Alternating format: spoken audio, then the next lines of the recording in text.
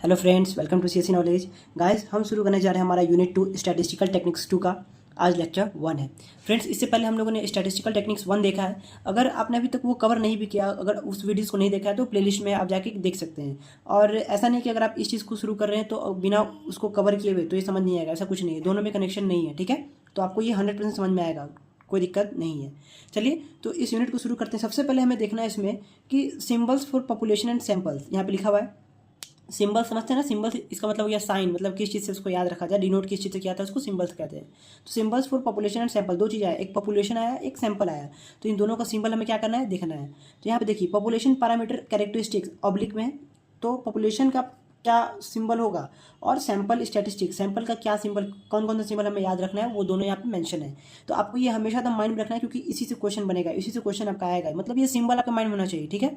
अब जैसे मैंने बोला कि पॉपुलेशन साइज, पॉपुलेशन का साइज है क्या, दो चीज़, एक पॉपुलेशन, दूसरा सैंपल। ये दोनों क्या है मैं भी आपको एक्सप्लेन करूंगा, इसलिए टेंशन नहीं लेना है। तो पॉपुलेशन साइज को किससे डिनोट किए, कैपिटल एन, तो सैंपल के साइज को स्मॉल एन। क्लियर। अब है पॉपुलेशन मीन, इसको म्यू से डिनोट करते हैं, सैंपल मीन इसको एक्स बार से। अब है population standard deviation, sigma, sample का स्टैंडर्ड डेविएशन एस। पॉपुलेशन का वेरिएंस सिग्मा स्क्वायर से, सैंपल वेरिएंस का सिंबल किस क्या है, एस स्क्वायर। तो ये आपको 100% याद हो जाएगा, आई थिंक याद हो ही क्या होगा। क्या population size capital N, sample का size small N, population mean mu, sample का mean mu x bar, population का स्टैंडर्ड डेविएशन क्या होता है सिग्मा, सैंपल का स्टैंडर्ड डेविएशन क्या होता है एस, पॉपुलेशन का वेरिएंस क्या होता है सिग्मा स्क्वायर, और सैंपल के वेरिएबल का वेरिएंस क्या होता है, सैंपल वेरिएंस का सिंबल क्या होता है एस स्क्वायर। क्लियर है फ्रेंड्स। अब हम लोग पॉपुलेशन, सैंपल, ये सब पढ़ क्यों रहे हैं, ये सब का सिंबल याद क्यों कर रहे हैं, क्योंकि इस यूनिट में बेसिकली हमारा यही इंपॉर्टेंट चीज़ आने वाला है, पॉपुलेशन और सैंपल। एक पॉपुलेशन का हम सैंपल उठाएंगे, उससे हम पूरे पॉपुलेशन के बारे में पता कर लेंगे। जैसे होता है ना कि आपके क्लास में मान लीजिए 60 बच्चे हैं, ठीक है। अगर कोई इन्वेस्टिगेशन करने आएगा तो क्या वो आपको लगता है कि इतना टाइम है उसके पास कि 60 बच्चा को एक एक करके खड़ा करेगा और पूछेगा उससे? नहीं, वो आपके क्लास से इंस्टेंट 3 या 4 बच्चों को खड़ा करेगा, उससे क्वेश्चन पूछेगा और पूरे क्लास का एवरेज ले लेगा, मतलब अनुमान लगा लेगा कि क्लास का परफॉर्मेंस क्या है, कैसा है कि नहीं। तो ये होता है सैंपल, और वो टोटल जो क्लास हुआ वो ये पॉपुलेशन। तो पॉपुलेशन का कुछ हिस्सा लेकर उस पर टेस्ट करना और सारे पॉपुलेशन को बता देना, that is called sample and that is called population. यहाँ पे सिंपल मीनिंग लिखा हुआ है, a sample is a small part of the entire population. देखिए, आपको खुद समझ में आएगा, a sample is a small part of the entire population that we study, जिस पे हम स्टडी करते हैं, because collecting data from the whole population is difficult. इसका मतलब ये हुआ कि सैंपल एक छोटा पार्ट होता है, छोटा सा हिस्सा होता है, किसका, पूरे पॉपुलेशन का, जिस पे हम स्टडी करते हैं, क्योंकि पूरे पॉपुलेशन का डेटा लेना मुश्किल है हमारे लिए, है ना। तो that's why this is called sample. चलिए, मैं आपको एक छोटा सा लाइव एग्जाम्पल दिखाता हूँ। सपोज करिए कि मेरे पास ये एक कॉपी है, ठीक है, छोटा सा कॉपी मेरे पास। अगर मैं बोलूँ कि मैं इस पेज को फाड़ता हूँ, ठीक है, सपोज करिए मैंने इस पेज को फाड़ा और इस पे टेस्ट किया, मैंने इस पेज को मशीन में डाला, ठीक है। तो फ्रेंड्स, क्या ये जो पेज है इस पूरे कॉपी का डिटेल बता देगा, कॉपी के पेज के पूरे कॉपी का डिटेल बता देगा? क्यों? क्योंकि ये जो सैंपल है इस पे स्टडी करके हमें पता चल जाएगा कि ये इस कॉपी का पार्ट है। मशीन में हमें सिर्फ ये चीज़ टेस्ट करना होगा, जिससे ये पूरे कॉपी का डिटेल दे देगा कि किस कॉपी का है, किस पेज का है, समझ रहे ना, किस क्वालिटी का पेज है और कौन सा कॉपी का पार्ट है, ठीक है। तो this is called sample and this is called copy is called population. I hope कि आपको अच्छे से समझ में आ गया हो। तो अब हमें करना क्या है, इस सैंपल पे टेस्ट करना है। तो चलिए अब हम देखते हैं कि क्या प्रोसीजर है टेस्ट करने का, procedure of test of hypothesis. Friends, तो ये है हमारा प्रोसीजर ऑफ टेस्ट हाइपोथेसिस। अब इसको देखने से पहले हमें पता होना चाहिए कि हाइपोथेसिस क्या है, हाइपोथेसिस के बारे में पता होना चाहिए। तो हाइपोथेसिस, तब ध्यान से सुनिए, हाइपोथेसिस एक साइंटिफिक, हाइपोथेसिस क्या है, हाइपोथेसिस एक साइंटिफिक गेस या एजम्पशन होता है। क्या होता है? साइंटिफिक गेस या एजम्पशन, जिसको हम सैंपल डाटा के एनालिसिस करके एक्सेप्ट या रिजेक्ट करते हैं। मतलब जिस सैंपल डाटा जो होता है ना हमारे पास, उसको एनालिसिस करके या तो हम उसको एक्सेप्ट करते हैं या तो रिजेक्ट करते हैं। यही हमारा क्या है, हाइपोथेसिस। एकदम सिंपल सा, टेंशन नहीं लेना है, समझ में आ जाएगा। बस एक सैंपल लेते हैं, उस पर हम टेस्ट करते हैं और देखते हैं कि क्या जो उस पर हाइपोथेसिस हुआ है, मतलब जो उस पर कहा जा रहा है, क्या वो सही है या गलत है, ठीक है। इसी को कहते हैं हम हाइपोथेसिस। और इसी को अगर सिंपल इंग्लिश में गए तो कह सकते हैं कि a hypothesis is a scientific guess और एजम्पशन विच वी एक्सेप्ट और reject based on the analysis of sample data.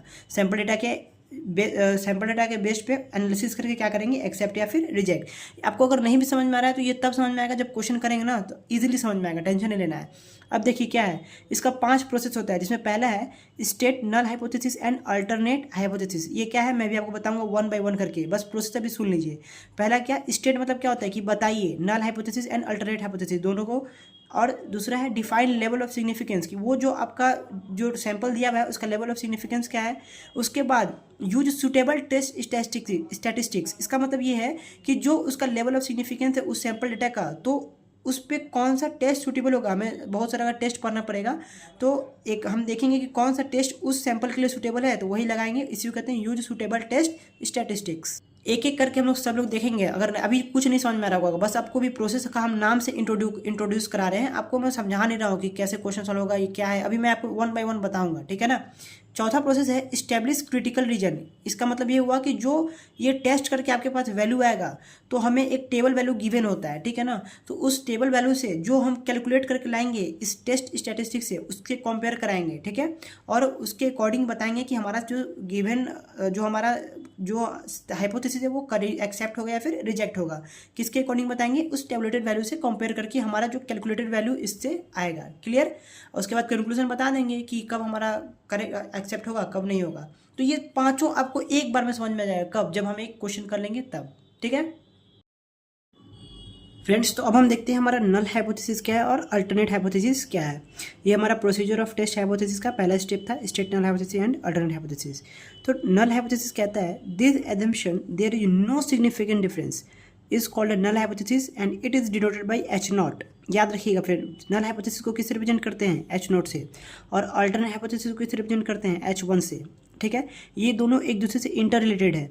अगर ये एक्सेप्ट होता है तो ये रिजेक्ट होगा, अगर ये रिजेक्ट होता है तो ये एक्सेप्ट होगा। याद रखिएगा, दोनों कॉन्ट्रोवर्सी है, ठीक है ना। अब ये कहता है कि 2 + 2 4 होगा, ये कहता है कि 2 + 2 4 नहीं होगा। मतलब ये अगर ये एक्सेप्ट हो गया, ये सही है, तो ये गलत है नहीं, यही चीज़ तो है ना। बस यही चीज़ है नल हाइपोथेसिस और अल्टरनेट हाइपोथेसिस। अब चलिए देख लेते हैं क्या लिखा हुआ है। कहता है ये null hypothesis there is no significant difference, मतलब जो आप सैंपल पे टेस्ट कर रहे हैं और जो उसका वैल्यू आपका दिया हुआ है, गिवन पॉपुलेशन का जो वैल्यू दिया हुआ है, मतलब आपके पास कोई वैल्यू आया, ठीक है, आपने उस वैल्यू को रखा एक तरफ और एक पॉपुलेशन, उसी पॉपुलेशन का आपने सैंपल लिया, फिर उस पर टेस्ट किया, ठीक है। तो एक वैल्यू जो आपको दिया गया था, जो डेटा आपको दिया गया था, और एक जो आपने पॉपुलेशन से लाया और उस पर टेस्ट किया, तो अगर दोनों मैच कर जाता है, मतलब दोनों में डिफरेंस नहीं है, तो क्या हो जाएगा, एच नॉट वहाँ पे एक्सेप्ट हो जाएगा, ठीक है। और अगर एच नॉट एक्सेप्ट हो गया, इसका मतलब एच वन क्या हो जाएगा, रिजेक्ट हो जाएगा। लेकिन लिखते नहीं हम लोग, क्वेश्चन करेंगे तो आपको 100% क्लियर हो जाएगा, ठीक है। तो ये था हमारा नल हाइपोथेसिस और ये था हमारा अल्टरनेट हाइपोथेसिस, ठीक है फ्रेंड्स। अल्टरनेट हाइपोथेसिस को किससे रिप्रेजेंट करते हैं, एच वन से, ठीक है। एच वन से रिप्रेजेंट करते हैं किसको, अल्टरनेट हाइपोथेसिस को। इसमें आपको दो चीज़ पढ़ना है, एक पढ़ना है टू टेल और सिंगल टेल। एच वन में जब ये आपका अगर एक्सेप्ट होता है तो आपको इसमें दो चीज़ आता है। एक पता होना चाहिए कि सिंगल टेल क्या होता है आपका, एकदम ध्यान से सुनिए, कोई दिक्कत नहीं है, ठीक है।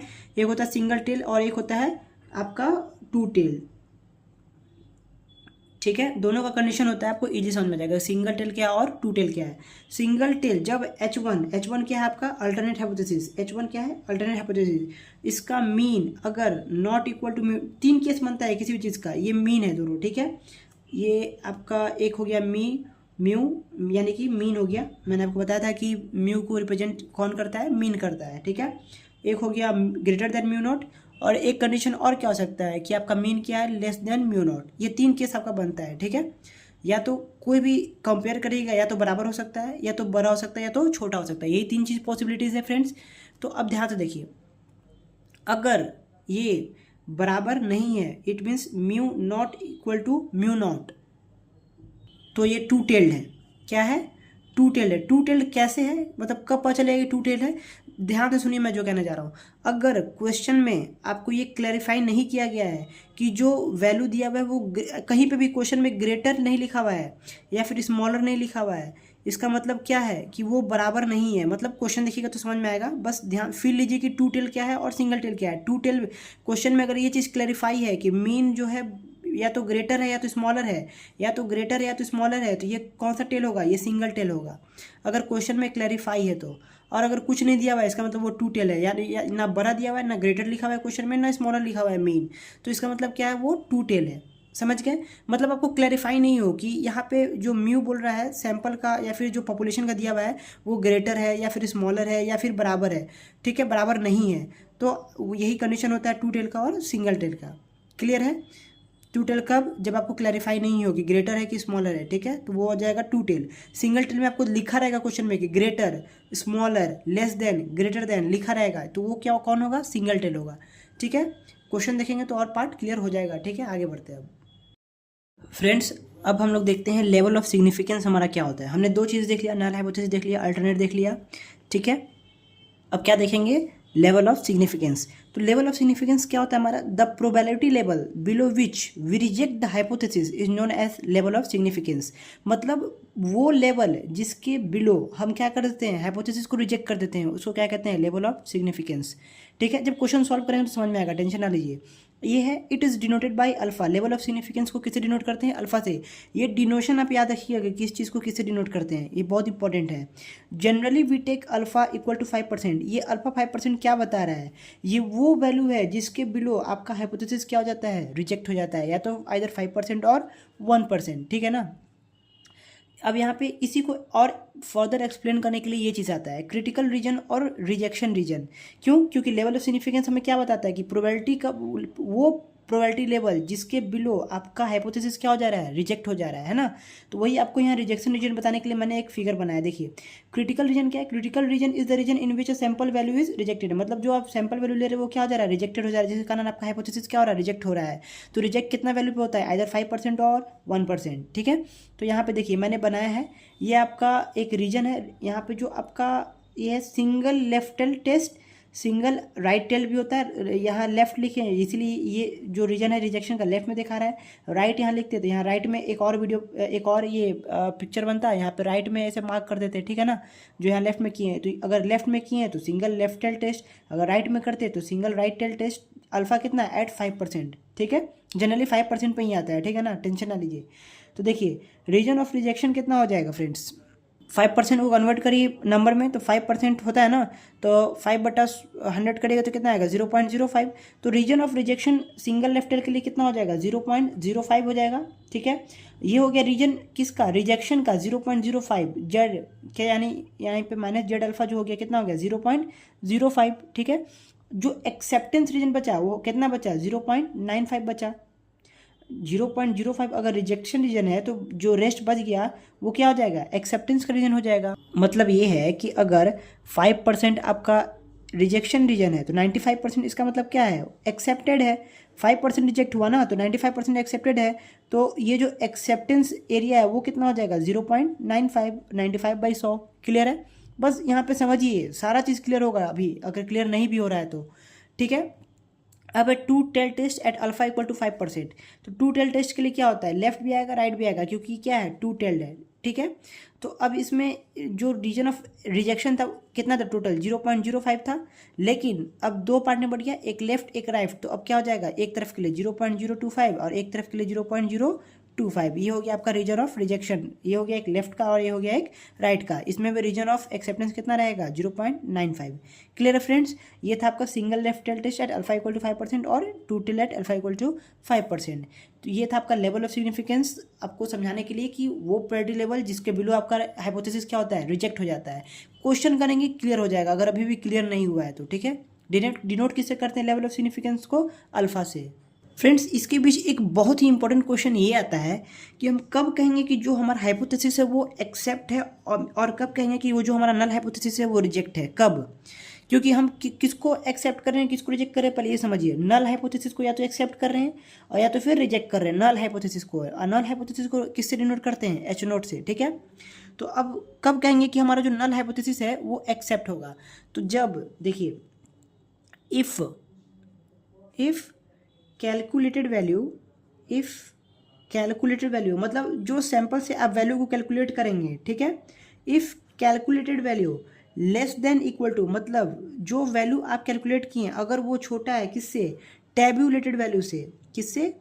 Tabulated value. मतलब एक मैं आपको टेबल दूंगा, यहाँ पे रखूंगा, आपको उसका स्क्रीनशॉट लेना है। ठीक है ना। तो आप स्क्रीनशॉट ले लीजिएगा, अभी नहीं तो नेक्स्ट लेक्चर में दे देंगे। If calculated value is less than equal to tabulated value, मतलब जो टेबल का वैल्यू होता है अगर वो बड़ा है या फिर बराबर है वो वैल्यू से जो आपने सैंपल के थ्रू निकाला है टेस्ट उस पर अप्लाई करके, अगर इस कंडीशन को सेटिस्फाई करता है तो हम कहेंगे क्या, एच नॉट, यानी कि नल हाइपोथेसिस इज एक्सेप्टेड। इस केस में हमारा एक्सेप्ट होता है, ठीक है। और रिजेक्ट कब होगा, जब आपका कैलकुलेटेड वैल्यू क्या हो जाए, ग्रेटर हो जाए किससे, टेबुलेटेड वैल्यू से। टेबुलेटेड वैल्यू से जब ग्रेटर हो जाए तो क्या कहेंगे, एच नॉट इज रिजेक्टेड। मैं क्वेश्चन नहीं कर रहा हूँ, अभी आपको समझा रहा हूँ कि कब आपका नल हाइपोथेसिस एक्सेप्ट होगा, कब आपका नल हाइपोथेसिस रिजेक्ट होगा, ठीक है। क्लियर हो गया। और आपको पता है कि जब एच नॉट रिजेक्ट हो गया तो एक्सेप्ट कौन हो रहा है यहाँ पे, एच वन इज एक्सेप्टेड। क्यों, क्योंकि एक कहता है कि there is no significant difference और एक कहता है देयर इज सिग्निफिकेंट डिफरेंस। अगर एक बात गलत हो गया यानी दूसरा सही है, यानी ये रिजेक्ट हो गया यानी ये सही है। नहीं समझ में आ रहा है, क्वेश्चन करेंगे समझ में आ जाएगा, टेंशन ना लीजिए, ठीक है। तो चलिए फ्रेंड्स, अब हम एक इंपॉर्टेंट चीज़ देखते हैं। आपको ये तो समझ में आ गया जो मैंने आपको बताया कि कंक्लूजन वाला, ये आपका जो पार्ट है ये कंक्लूजन का पार्ट था, ठीक है ना, कंक्लूजन पार्ट। टेस्ट कौन सा अप्लाई करना है, आपने 4 स्टेप पढ़ा था, अभी याद है कि नहीं आप। ये देखिए फ्रेंड्स, ये मैंने आपको बता दिया नल हाइपोथेसिस अल्टरनेट हाइपोथेसिस क्या होता है, दोनों एक दूसरे का इंटररिलेटेड है, अपोजिट है। लेवल ऑफ सिग्निफिकेंस समझा दिया, सूटेबल टेस्ट स्टैटिस्टिक ये आपको बताना है, और टेबुलेटेड वैल्यू क्या होता है बता दिया, मतलब और उसके थ्रू कंक्लूजन क्या निकालते हैं, ये आपका कंक्लूजन पार्ट हो गया। टेबुलेटेड वैल्यू अगर लेस है तो एक्सेप्टेड, या फिर बराबर है तो, या फिर अगर ग्रेटर है तो रिजेक्टेड, ये आपका कंक्लूजन पार्ट होता है। क्रिटिकल रीजन टेबुलेटेड वैल्यू जो आपको गिवन रहेगा, जो मैं आपको चार्ट दूंगा, ठीक है। और दूसरी चीज़ ये define use suitable test statistics. तो टेस्ट लगाने के लिए इसमें हमारा 2 कंडीशन आता है, ये थर्ड पॉइंट है, यूज सुटेबल टेस्ट स्टैटिस्टिक्स। इसमें 2 चीज़ है, एक होता है लार्ज सैंपल के लिए, एक होता है स्मॉल सैंपल के लिए। तो आपको समझना होगा कि लार्ज सैंपल कब होगा, अब कब आपका स्मॉल सैंपल होगा, उसके अकॉर्डिंग ही हम टेस्ट अप्लाई करते हैं। तो चलिए देखते हैं हम अपना लार्ज सैंपल और स्मॉल सैंपल। फ्रेंड्स, अब हम देखते हैं कि लार्ज सैंपल किसको कहते हैं और स्मॉल सैंपल किसको कहते हैं, ठीक है। देखिए क्या लिखा हुआ है, the sample size is greater than 30 is called large sample. अगर जो आप सैंपल ले रहे हैं उसका साइज ग्रेटर देन 30 है तो वो लार्ज सैंपल होगा, या फिर सैंपल साइज इज 30 और लेस देन 30, या तो 30 है, सपोज करिए एन से डिनोट करते हैं सैंपल साइज को, आपको पता है साइज को डिनोट करने के लिए जो पॉपुलेशन का साइज, जो भी सैंपल साइज लेते हैं या फिर पॉपुलेशन साइज लेते हैं उसको डिनोट कैपिटल एन से करते हैं और स्मॉल एन से करते हैं, ठीक है। तो सैंपल साइज है तो स्मॉल एन से करेंगे, याद है आपको पॉपुलेशन का होता है तो कैपिटल एन से करते हैं। तो सैंपल साइज को डिनोट करने के लिए अगर इसका वैल्यू ग्रेटर देन 30 है तो ये क्या हो जाएगा, लार्ज सैंपल हो जाएगा। या फिर अगर ये एन इक्वल है या फिर लेस देन है, लेस देन इक्वल टू, या फिर ऐसे लिखिए लेस देन इक्वल टू 30 है तो ये किस में आएगा, स्मॉल सैंपल में आएगा। बहुत ही ईजी है फ्रेंड्स, बस आप समझिए। अभी सिर्फ थ्योरेटिकल चल रहा है, ये स्टार्टिंग में थ्योरेटिकल है, उसके बाद सिर्फ क्वेश्चन है, सिर्फ क्वेश्चन है जिससे आपका सारा कॉन्सेप्ट क्लियर हो जाएगा, ठीक है ना। तो बिल्कुल भी टेंशन नहीं लेना, अगर कुछ पार्ट नहीं भी समझ में आया तो क्वेश्चन में पूरा क्लियर हो जाएगा, ठीक है ना। ये आपका हो गया लार्ज सैंपल किसको कहते हैं समझ में आ गया होगा, स्मॉल सैंपल समझ में आ गया होगा। लार्ज सैंपल जब कंडीशन आएगा यानी कि जब एन ग्रेटर देन 30 होगा तो normal distribution use for testing, मतलब टेस्टिंग के लिए क्या यूज होगा, नॉर्मल डिस्ट्रीब्यूशन यूज होगा, जिसको हम जेड टेस्ट कहते हैं, ठीक है। अब sampling distribution, like sampling distribution में कौन कौन आता है, like T test, F test, etc are use for testing. T test और एफ टेस्ट किसके लिए आता है, स्मॉल सैंपल के लिए आता है। तो ये बहुत ही बेसिक चीज़ मैंने आपको बताया कि लार्ज सैंपल में आपका जेड टेस्ट आ जाएगा और स्मॉल सैंपल में आपका टी टेस्ट और एफ टेस्ट आ जाएगा। ये 2 टेस्ट पढ़ेंगे, जो N less than equal to 30 के लिए होगा, जो एन ग्रेटर देन 30 के लिए होगा, ठीक है। आई होप कि आपको ये समझ में आया हो। तो इस लेक्चर में हम ज़्यादा नहीं करेंगे, बस लार्ज सैंपल का कुछ पार्ट देख लेते हैं। स्मॉल सैंपल तो बहुत 2-3 आई थिंक कि 2-3 लेक्चर के बाद ही स्मॉल सैंपल पे हम लोग पहुँचेंगे, पहले हम लार्ज सैंपल वर्क करेंगे, ठीक है। तो चलिए लार्ज सैंपल पे कुछ और डिटेल देखते हैं फ्रेंड्स। तो हम लार्ज के लिए देखते हैं, test of hypothesis for large sample N greater than 30।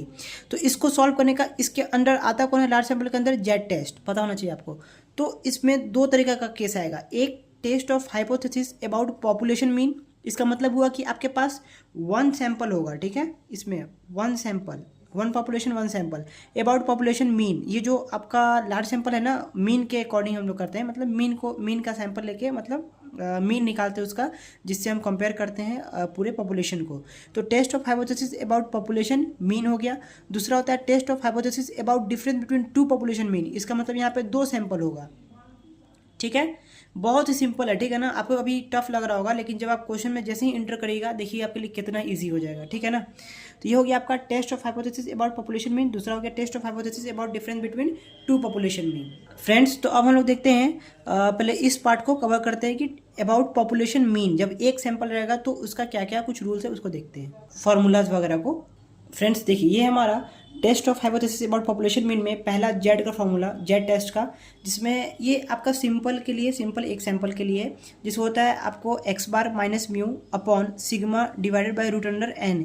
यहाँ पे आपको पता होना चाहिए कि एक्स बार क्या, याद करिए मैंने सबसे पहले आपको सिंबल बताया था कि कौन किस चीज़ का सिंबल है। तो सबसे पहले आप पेज पलटिए, देखिए कि हाँ एक्स बार क्या था, म्यू क्या था, सिग्मा क्या था और एन क्या था। मुझे पता है, आप भी देख लीजिए, ठीक है। आई होप कि आप देख लिए होंगे पॉज करके वीडियो। अब देखिए यहाँ पे फॉर लार्ज सैंपल, जब लार्ज सैंपल की बात आती है तो सिग्मा को एस के सिमिलर ले लेते हैं, क्योंकि इसमें एन ग्रेटर देन 30 होता है, इससे कोई मतलब नहीं होता है। मतलब अभी कुछ कुछ क्वेश्चन आएगा जहाँ पे आपको सिग्मा नहीं दिया रहेगा, एस दिया रहेगा, लेकिन वो क्वेश्चन किसका होगा, लार्ज सैंपल का होगा। तो अगर लार्ज सैंपल का क्वेश्चन है, सिग्मा दिया हुआ है, तो उसको एस, सिग्मा की जगह क्या दिया रहेगा, एस दिया रहेगा, तो उसको सिग्मा ही कंसिडर करेंगे। या फिर फॉर्मूला में आप सिग्मा की जगह एस भी लिख सकते हैं। किस में, सिर्फ ये लार्ज सैंपल में, याद रखिएगा इस बात को, स्मॉल में नहीं करेंगे, गलत हो जाएगा। क्लियर, यहाँ पे मैंने लिख दिया है for large sample sigma is similar to S, sigma बोली चाहे एस बोली सेम है, ठीक है। जो क्वेश्चन में दिया हो डायरेक्ट पुट कर देंगे, सिग्मा दिया हो तो पुट कर देंगे, एस दिया हो तो पुट कर देंगे, किसके लिए, लार्ज सैंपल के लिए। क्लियर, चलिए अब आपको ये मैंने यहाँ दो वैल्यूज लिखा है, 1% पे 5% पे level of significance. Level of significance को किससे डिनोट करते हैं, याद करिए, अल्फा से। याद आया, अल्फा से लेवल ऑफ सिग्निफिकेंस को डिनोट करते हैं। क्रिटिकल वैल्यू, क्रिटिकल वैल्यू क्या था हमारा, जिसपे हमारा हाइपोथेसिस क्या हो रहा था, रिजेक्ट हो जा रहा था, अगर उससे वैल्यू ज़्यादा आ रहा था या फिर कम आ रहा था, जो भी था। तो टू टेल टेस्ट होता है, सिंगल टेल टेस्ट होता है, ठीक है, सिंगल टेल टेस्ट, ठीक है। तो टू टेल टेस्ट 1% पे मोड ऑफ जेड का वैल्यू 2.58 है, 5% पे 1.96 है जेड का वैल्यू। ये आप याद, ये कौन सा वैल्यू है, ये टैबुलेटेड वैल्यू है, जिसको टेबल की वैल्यू है, इसका चार्ट देंगे आपको हम, ठीक है ना। बस ये दो वैल्यू याद कर लीजिए, बहुत इंपॉर्टेंट है लार्ज सैंपल के लिए। लेवल ऑफ सिग्निफिकेंस 5% पे जेड का वैल्यू होता है 1.96, 5% पे level of significance Z tabulated 1.96, और सिंगल टेल टेस्ट के लिए जेड का वैल्यू 1.64, 5% पे, ठीक है। तो इस पर अभी एक क्वेश्चन करेंगे, यही हमारा आज का लास्ट टॉपिक होगा। ये आपको अगर नहीं समझ में आ रहा है कि क्या है तो टेंशन नहीं लीजिए, क्वेश्चन करेंगे, अभी करेंगे तो थोड़ा सा समझ में आ जाएगा, और ढेर सारा क्वेश्चन करेंगे तो पूरा समझ में आ जाएगा, ठीक है। ये अभी तक जो मैंने बताया सारा थ्योरेटिकली बेस्ड था, लेकिन अब जो आपका आने वाला लेक्चर है वो सिर्फ क्वेश्चन होगा, जो कि आपके सारे कॉन्सेप्ट को क्लियर कर देगा, ठीक है।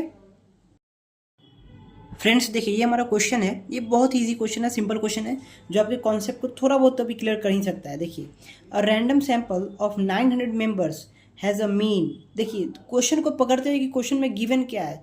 देखिए आपको अगर ये इस यूनिट को कवर करना है, इस यूनिट को समझना है, तो सबसे पहले आपको गिवन पकड़ना आना होगा। अगर आप गिवन नहीं लिख पा रहे हैं तो समझिए कि दिक्कत है, ठीक है। अगर आप गिवन लिख लेते हैं तो समझिए क्वेश्चन में कुछ है ही नहीं, ठीक है। तो देखिए क्वेश्चन क्या रहा है, a random sample of 900 members has a mean 3.4 centimetre, can it be reasonable regarded as a sample from a large population of mean 3.2 centimetre and standard deviation 2.3 centimetre. तो test at 5% of level of significance, test करिए 5% level of significance पे क्या इस condition को satisfy कर रहा है कि नहीं, जो इस मीन का वैल्यू 3.4 बोल रहा है, 3. तो इस पे टेस्ट करके बताइए कि क्या आपका नल हाइपोथेसिस एक्सेप्ट हो रहा है या फिर रिजेक्ट हो। तो फ्रेंड्स जैसा जैसा मैं प्रोसेस बताता रहा हूँ वैसा वैसा करते हैं। सबसे पहले आप लिखिए जो आपका गिवन है, ठीक है। क्या बोल रहा है, देखिए, अ रैंडम सैंपल ऑफ 900 मेंबर्स, यहाँ पे सैंपल कितना का है, 900 मेंबर्स का है, और सैंपल का ये 900 मेंबर्स क्या है, साइज है। सैंपल का साइज कितना हो गया, 900, और सैंपल के साइज को आप किससे डिनोट करते हैं, याद करिए, स्मॉल एन से करते हैं, यानी स्मॉल एन का वैल्यू कितना हो गया, 900।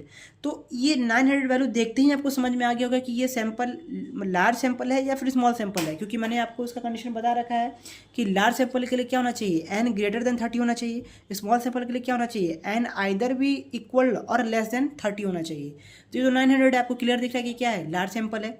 तो अब जो डिटेल आते जा रहा है वो लिखते जाइए। Sample of 900 members has a mean, mean किसका, सैंपल का। सैंपल का मीन को डिनोट करने के लिए आप किसका यूज़ करते थे, याद करिए, एक्स बार का। देखिए एक्स बार, तो एक्स बार कितना हो जाएगा आपका, 3.4 हो गया एक्स बार। आगे पढ़िए, can it B reasonable sample from a large population, ये जो सैंपल है लार्ज पॉपुलेशन से, उसका मीन कितना है, from a large population of mean 3.2, large population के मीन को किससे डिनोट करते हैं, लार्ज पॉपुलेशन के मीन को किससे डिनोट करते हैं, म्यू से। तो म्यू कितना हो जाएगा आपका 3.2 हो गया। और उसी का स्टैंडर्ड डेविएशन दिया हुआ है कितना 2.3, लार्ज पॉपुलेशन का। लार्ज पॉपुलेशन का स्टैंडर्ड डेविएशन किससे डिनोट करते हैं, सिग्मा से। तो सिग्मा की वैल्यू कितने दे दिया आपको 2.3 दे दिया, ठीक है। अब आपको कह रहा है test at 5% level of significance, तो आप क्या करेंगे, यहाँ पे तो गिवन आपने लिख दिया, ये हमारा सारा चीज़ गिवन है। अल्फ़ा कितना गिवन है फ्रेंड्स, याद रखिए 5%, यानी कि 0.05, याद रखिए 5% में बोला ना, ये क्यों बताता है, ताकि आप जब कंक्लूजन निकालिए तो टेबुलेटेड वैल्यू को चेक करिए 5% में, जो भी आपको पीछे मैं जस्ट समझाया तो आपको समझ में आ जाएगा, टेंशन ना लीजिए।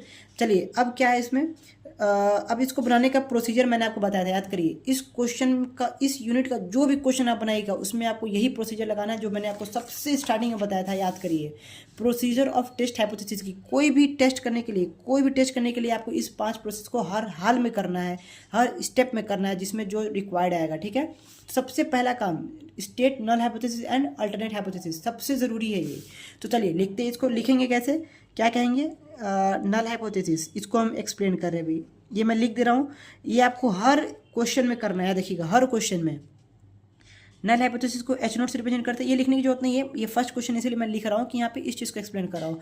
तो नल हाइपोथेसिस H नॉट, यहाँ पे लिखेंगे there is no significant difference, ये एकदम रट लीजिए ये लाइन, क्या, नल हाइपोथेसिस में कोई सिग्निफिकेंट डिफरेंस नहीं होता है, there is no significant difference, there is no significant difference in population mean, in population mean, मतलब जो हम सैंपल का मीन, जो हम सैंपल लिए हैं, जो उस पर टेस्ट किए हैं, वो चेक करेंगे कि क्या पॉपुलेशन के मीन से चेंज है कि नहीं, मतलब क्या वो एक्सेप्ट हो रहा है या फिर रिजेक्ट हो रहा है उस सैंपल के अकॉर्डिंग हमारा हाइपोथेसिस। तो फ्रेंड्स जो नल हाइपोथेसिस होता है वो क्या कहता है कि कोई चेंज, कोई डिफरेंट नहीं है, मतलब एकदम सेम है, एक्सेप्ट हो रहा है, there is no significant difference, मतलब कोई चेंजिंग नहीं है, ठीक है ना। तो इस लाइन को एकदम याद रखना है, किस में, पॉपुलेशन के मीन में। पॉपुलेशन का मीन ही बताता है ना कि पॉपुलेशन के जो सैंपल लिए हैं पॉपुलेशन के मीन से मैच कर रहा है कि नहीं कर रहा है, मतलब एक्सेप्ट हो रहा है कि नहीं हो रहा है। तो there is no significant difference in population mean, that is mu कितना आपका दिया हुआ था, इक्वल टू 3.2 दिया हुआ है, किसका लार्ज पॉपुलेशन का, क्योंकि पॉपुलेशन से बताता है ना कि there is no significant difference. अब सिमिलरली क्या करेंगे, H1 निकालेंगे, उसमें क्या बोलेंगे, H1 क्या होता है, H0 का जस्ट अपोजिट, याद रखिए। तो इसमें क्या बोलेंगे, देयर इज सिग्निफिकेंट डिफरेंस, मतलब पॉपुलेशन के मीन में, पॉपुलेशन में हम जो टेस्ट किए हैं, मतलब सैंपल में हम जो टेस्ट किए हैं, पॉपुलेशन का जो डाटा हमको दिया गया है, दोनों में क्या आएगा, चेंजिंग आएगा। तो ये क्या बोलता है, there is significant difference, there is significant difference in population mean, simple एकदम। एक क्या कहता है कि कोई चेंजिंग नहीं, एक क्या कहता है कि चेंजिंग होगा, या तो ये सही या तो ये सही, यानी ये क्या बोल रहा है, म्यू नॉट इक्वल टू 3.2, ये बोल रहा है म्यू इक्वल टू 3.2, ठीक है। अब फ्रेंड्स एक क्वेश्चन में आपको मैंने बताया था जो थर्ड स्टेप जाने से पहले कि 2 टेल है या सिंगल टेल है, आपको पकड़ना आना चाहिए। तो क्या आपको इसमें कहीं भी ग्रेटर या स्मॉलर लिखा हुआ दिख रहा है इस क्वेश्चन में, कहीं भी greater, either greater smaller population mean, either greater smaller, या फिर कुछ भी कहीं ऐसा वर्ड दिख रहा है, नहीं दिख रहा है। यानी आपको ये क्लैरिफाई नहीं किया है कि जो म्यू का वैल्यू है म्यू नॉट से इक्वल नहीं है, नहीं इक्वल नहीं है, ये तो क्लियर है, लेकिन इसी में आता है ना 2 टेल और सिंगल टेल। याद करिए H1 में आता है, H1 का 3 केस बना था, H1 में 3 केस बना था, म्यू1 लेस देन इक्वल टू म्यू1 ग्रेटर और म्यू1 not equal to mu not, समझ रहे हैं ना। तो 2 टेल का कंडीशन क्या था कि इक्वल, या तो हमें पता ना हो, या तो बड़ा है या तो छोटा है, मतलब हमें क्लैरिफाई नहीं हो, तो वो 2 टेल होता है, कि या तो बड़ा है या तो ग्रेटर स्मॉलर नहीं दिया हुआ है तो 2 टेल होता है। यहाँ पे भी आपको कोई क्लैरिफिकेशन नहीं है कि ग्रेटर है, या क्वेश्चन में स्मॉलर मीन लिखा हुआ नहीं है पॉपुलेशन के साइज का, इसीलिए आपका क्या है 2 टेल है। पकड़ में आ गया आपको, देखिए आपका कॉन्सेप्ट क्लियर होते जाएगा क्वेश्चन के साथ। एक ही क्वेश्चन में आपका आई थिंक कि बहुत सारी चीज़ क्लियर हो भी गया होगा। तो ये था पकड़ने का कि 2 टेल है कि सिंगल टेल है, ठीक है, क्योंकि कहीं भी ग्रेटर स्मॉलर नहीं लिखा हुआ है। ये आपका H0 हो गया, ये आपका H1 हो गया। H1 को क्या कहते हैं, अल्टरनेटिव हाइपोथेसिस, आप यहाँ लिख सकते थे ताकि ये आपका फर्स्ट क्वेश्चन है, ठीक है। अब थर्ड क्वेश्चन आपका क्या आता है, ये हो गया आपका, ये हो गया। अब ये क्या आ रहा है, लेवल ऑफ सिग्निफिकेंस। तो अब इसको कैसे लिखेंगे, लेवल ऑफ सिग्निफिकेंस को, लेवल ऑफ सिग्निफिकेंस LOS, मतलब इसका फुल फॉर्म आप समझ लीजिए 5% of level of significance, short में लिख रहा हूँ, आपको नहीं लिखना है। 5% of level of significance is given, ये गिवन है आपका, ठीक है। दैट इम्प्लिसाइज, जो कि क्या बता रहा है, that implies alpha equal to what 0.05, जो मैंने आपको बता चुका है कन्वर्ट करके। लेवल ऑफ सिग्निफिकेंस समझ में आ गया। 5% कैसे लिखे, हमारा क्वेश्चन में गिवन है कि टेस्ट किस पे करना है, 5% ऑफ लेवल ऑफ सिग्निफिकेंस। तो आपको पता चल गया कि पॉपुलेशन सैंपल आपका क्या है, लार्ज है। आपको पता चल गया जब सैंपल लार्ज होता है तो जेड टेस्ट लगता है। आपको सारा डेटा गिवन है तो इसका 5% लेवल ऑफ सिग्निफिकेंस भी गिवन हो गया। तो अब इसके अकॉर्डिंग हम क्या करेंगे, जेड का डायरेक्ट फॉर्मूला लगा देंगे। ये देखिए फ्रेंड्स, मैंने फॉर्मूला आपको बताया था test of hypothesis about population mean. इसमें तो एक ही सैंपल है ना, रैंडम सैंपल ऑफ एक ही सैंपल था, तो ये वाला लगेगा। तो इसका डायरेक्ट फॉर्मूला आप पुट कर सकते हैं, आपको सारा डिटेल भी गिवन है। तो जेड इक्वल्स टू क्या लिखेंगे, एक्स बार, फॉर्मूला तो रट लीजिए, sigma upon root under N. X जो वैल्यू दिया हुआ है पुट करते जाइए, 3.4, म्यू का वैल्यू 3.2 अपॉन सिग्मा कितना 2.3, तो 2.3 upon root under N. N की वैल्यू कितनी है 900, तो रूट अंडर क्या आ जाएगा 900। आप स्क्वायर से बाहर निकालेंगे तो क्या आ जाएगा 30 आ जाएगा, 30 का स्क्वायर 900 होता है। ठीक है, तो जब आप इसको सॉल्व करेंगे तो जो आपका वैल्यू मिलेगा 2.61 मिलेगा। आपको खुद से हाथ पर नहीं चलाना है फ्रेंड्स, आपको खुद से कुछ नहीं करना है, बस कैलकुलेटर पे ये वैल्यू रखिए, सॉल्व करिए, 2.61 आएगा। अब ये तो छोटा क्वेश्चन है, नेक्स्ट जो क्वेश्चन आएगा उसमें मैं खुद सॉल्व करके आपको दिखा दूंगा कैलकुलेटर में। ठीक है, ये आपका क्या निकला, जेड कैलकुलेटेड निकला। ये आपने कैलकुलेट किया, जो गिवन डेटा आपको मिला, जो सैंपल का जो गिवन डेटा मिला उससे आपने जेड कैलकुलेट कर लिया। जेड टेस्ट के थ्रू, लार्ज सैंपल था तो जेड टेस्ट लगा दिए, और जेड टेस्ट के थ्रू आपको वैल्यू क्या मिला 2.61। अब क्या करेंगे कि ये हमारा एक्सेप्ट होगा या फिर रिजेक्ट होगा, ये किसे पता चलेगा, ये पता चलेगा जब आप टेबुलेटेड वैल्यू से कंपेयर करिएगा। और टेबुलेटेड वैल्यू पे कंपेयर किससे करेंगे, इसलिए ये चीज़ दिया हुआ है, test at 5% level of significance, यानी कि जो 5% लेवल ऑफ सिग्निफिकेंस का डेटा था टेबुलेटेड पे, उससे कंपेयर करिए आपके कैलकुलेटेड वैल्यू से। ये देखिए फ्रेंड्स, मैंने बताया था ना आपको, ये 2 टेल टेस्ट है। आपको कैसे 2 टेल टेस्ट है इस क्वेश्चन मैंने ये भी बता दिया, यही बता दिया कि 5% दिया हुआ है तो क्यों इसको कंपेयर करेंगे, इसको क्यों नहीं कर रहे हैं क्योंकि 1% का है, इसको क्यों नहीं कर रहे हैं क्योंकि ये सिंगल टेल का है, और हमारे पास क्वेश्चन में क्या है 2 टेल है। चलिए ठीक है, समझ में आ गया आपको। तो जेड टेबुलेटेड यानी टेबल वैल्यू क्या है 1.96, जेड टेबुलेटेड की वैल्यू क्या होगी फ्रेंड्स 1.96। ये कैसे हुआ ये समझ में आया, ये बहुत इंपॉर्टेंट है, ये समझना जरूरी है कि 1.96 कैसे आया, क्योंकि हमारा गिवन था 2 टेल, और 2 टेल टेस्ट कितना पे कहने कर रहा है 5% पे। अब 2 टेल में 5% पे वैल्यू कितना है 1.96, इसलिए हमने 1.96 जेड टेबुलेटेड लिख दिया। ठीक है, अब आपका जो कैलकुलेटेड वैल्यू था वो कितना था 2.61, अब आपका जेड टेबुलेटेड कितना है 1.96। इसको देखिए फ्रेंड्स, हमने सुटेबल टेस्ट स्टैटिस्टिक्स लगा लिया, इस्टेब्लिश कर लिया क्रिटिकल रीजन टेबल वैल्यू से, टेबल वैल्यू हमने लिख दिया, टेबल वैल्यू जो हमारा 1.96 आया। अब क्या कहता है कंक्लूजन निकालिए, कैसे कंक्लूजन कैसे निकलता है मैंने आपको ये भी बताया है। ये देखिए कंक्लूजन के लिए क्या होता है फ्रेंड्स, H0 कब एक्सेप्ट होगा, जब कैलकुलेटेड वैल्यू छोटा हो या फिर बराबर हो टेबलेटेड वैल्यू से, तो H0 एक्सेप्ट हो रहा है। लेकिन जब कैलकुलेटेड वैल्यू जो भी आप निकाले हैं जेड टेस्ट का, टी टेस्ट का, एफ टेस्ट का, अभी जेड कर रहे हैं तो जेड का कैलकुलेटेड अगर बड़ा हो गया टेबलेटेड से तो रिजेक्ट होता है H0, तो एक्सेप्ट कौन होता है H1। तो यहाँ पे अब आप देखिए फ्रेंड्स, आपका जो वैल्यू है दोनों लिखिए, इसी को कंक्लूजन कहते हैं। जो आपका लास्ट प्रोसेस था कंक्लूजन यही होता है कि बताना कि एक्सेप्ट है या फिर रिजेक्ट। तो दोनों वैल्यू को लिखते हैं। तो देखिए हमारा जो जेड कैलकुलेटेड है, जेड कैलकुलेटेड वो कितना आया 2.61, और जो आपका जेड टैबुलेटेड है वो कितना है 1.96। आपको समझ में आ गया होगा फ्रेंड्स कि ये एक्सेप्टेड है या फिर रिजेक्टेड। यहाँ पे हम क्या बोलेंगे कंक्लूजन लिखेंगे, ऐसे लिखना है फ्रेंड्स। क्या देखिए conclusion, Z calculated greater than Z tabulated, मतलब टैबुलेटेड वैल्यू से बड़ा हो गया कैलकुलेटेड वैल्यू, मतलब जो आपका वैल्यू है वो ज़्यादा बड़ा है, तो इस केस में हमारा H0 क्या हो जाता है, H0 इज रिजेक्टेड।